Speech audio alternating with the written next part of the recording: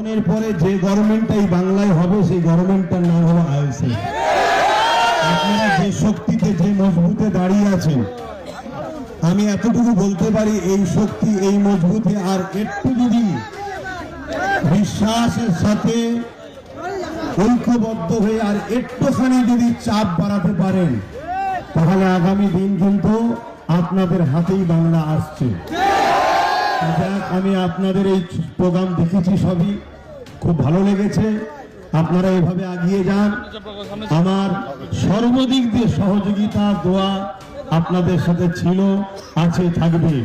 আমরা ভারতীয়, ভিক্ষা নয় অধিকার চাই। আমরা ভারতীয়, কোনো সংবিধান ছাড়া কোনো দাদা দিদির কথা মানি না।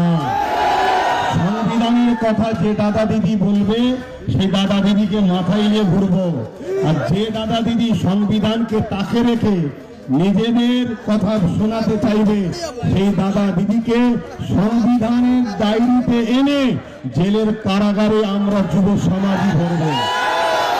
এই অঙ্গীকার নিয়ে আজকে আপনারা তো চলে গেছেন, রাস্তায় সব দেখছি চতুর্দিকে। কারণ আমি যদি আরেকটু আগে ঢুকতাম তাহলে তো আরো সমস্যা হয়ে যেত না। তো সেই জায়গায় যখন ভিড় কেটে গেছে, আমি আস্তে আস্তে বললাম এবারে চলো যে একটু কমসে কম, কেন গতবারে নওশাদ বলেছিল আমরা দু ভাই এক জায়গায় হব।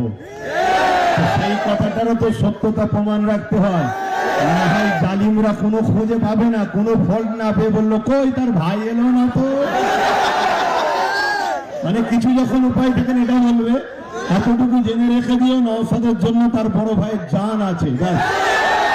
এবারে আমার আরো অনেক কাজ আছে, সেদিকটা দেখতে হয়, এদিকটা নওশাদ দেখছে তোমাদের সবাইকে নিয়ে, এবং তোমাদের সাথে নওশাদের সাথে আমি আছি, অবশ্যই পাশে আছি, তো সে আমি বিশ্বাস করি।